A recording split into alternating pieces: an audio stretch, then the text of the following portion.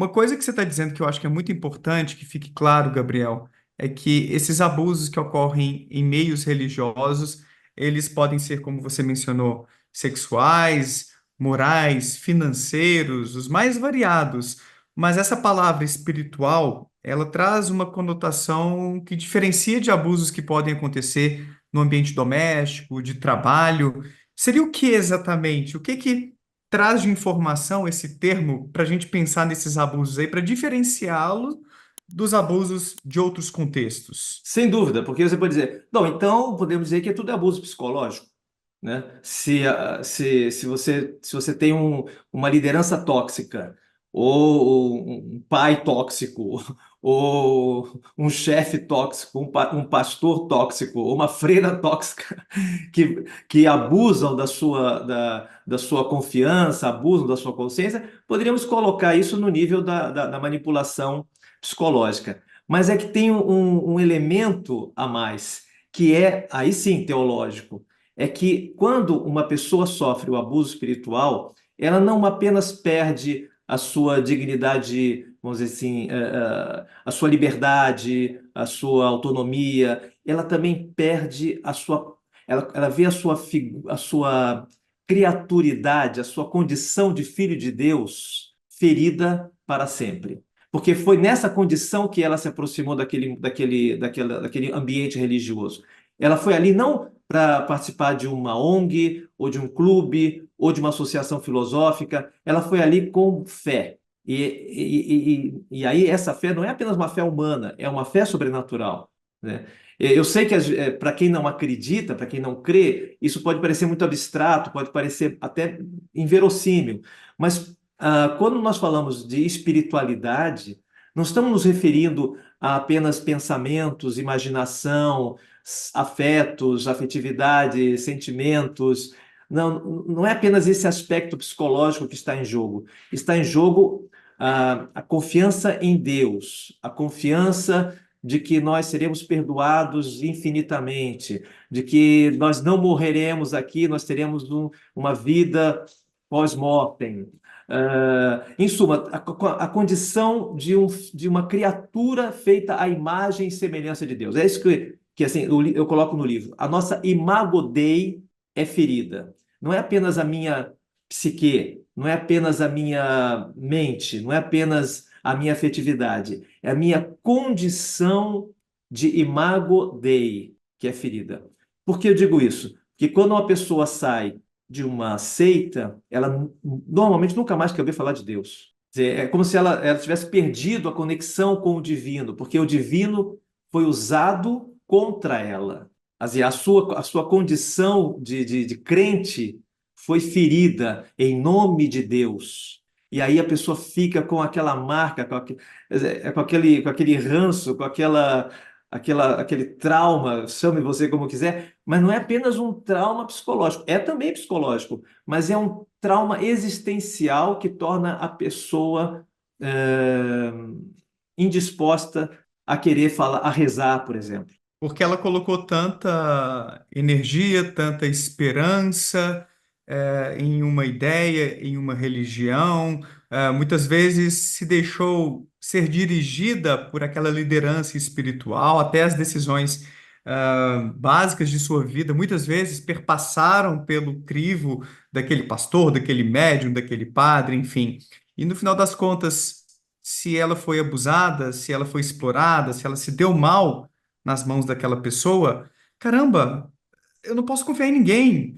Seria essa frustração, seria um rompimento brusco, não só com aquele líder, mas com a religião e com uma estrutura de fé de forma mais geral. É nesse sentido que você está Perfeito, explicando. perfeito, perfeito. Até com o próprio Deus.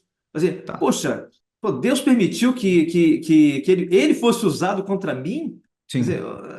Então, cria-se. Mas veja, isso não é muito claro para a pessoa que sai de uma seita, porque ela sai tão ferida, sai tão magoada, sai tão frustrada, Sim. tão arrebentada, que assim, é como se ela fosse, "Bom, nunca mais eu vou poder acreditar em nenhuma religião. Mas como é que eu vou entrar em contato com Deus? Então fica uma confusão mental muito grande, né? Mas isso não acontece por acaso, nem de repente. Isso é um longo processo de abuso em que entram elementos de medo, culpa, autodestruição, nas situações mais graves, a pessoa se mata, né? Sim, Em sim. situações mais graves, a pessoa pode até enlouquecer, ou pode entrar numa, sei lá, agora eu vou beber até esquecer tudo. Em suma, quer dizer, a Uhum, pessoa perde a sua dignidade, não apenas a sua dignidade humana, mas também a sua própria dignidade, como ela imaginava, de ser um filho de Deus, de ser uma pessoa chamada por Deus. Aquele chamado não deu certo. Eu me enganei, eu fui enganada. uhum. Mas como isso acontece? E na Igreja Católica é mais grave, porque pensa com uma cabeça de católico. O católico, por exemplo, entra numa instituição da Igreja Católica cujo fundador foi canonizado. Nossa, tem ali a chancela da minha igreja. E ali dentro eu fui maltratado, eu fui humilhado, eu fui destruído. Uhum. Então, mas isso acontece em todas as religiões, porque as pessoas olham para aquele líder como uma pessoa santa, como uma pessoa que recebeu um chamado de Deus também, né? Mas aí começam a entrar os truques da manipulação. E aí é muito Uhum. importante a gente estar ciente disso, porque e aí às vezes chega a ser ridículo quando você olha de fora, mas para quem está dentro é muito convincente. Quer dizer, imagina um líder religioso chegar assim: olha, Deus está me falando que você tem que encontrar uma moça assim, assim, assim para casar. Essa moça vai te fazer feliz. Quer dizer, nenhum manipulador promete a desgraça, né? Todo manipulador promete o melhor dos mundos, né? Só que por trás dessa promessa está um desejo de manipular, de controlar e até mesmo de anular o outro. Você está dizendo aí que algumas vezes esses líderes religiosos usam essa alegação de ter um contato especial com Deus para poder manipular. Ou seja, eu recebi essa mensagem de Deus, ele está me dizendo que você deve fazer isso, se casar com essa pessoa, se divorciar. É comum isso, até na Igreja Católica isso acontece. Eu vejo às vezes nas igrejas evangélicas as profecias. Tem algumas denominações que até trabalham mais com essas profecias, tem uma ênfase maior nisso do que no estudo da Bíblia, em um sermão inspirado nos evangelhos. Mas acontece isso na Igreja Católica também, Gabriel, esse tipo Claro, de. claro que É, acontece, claro que acontece.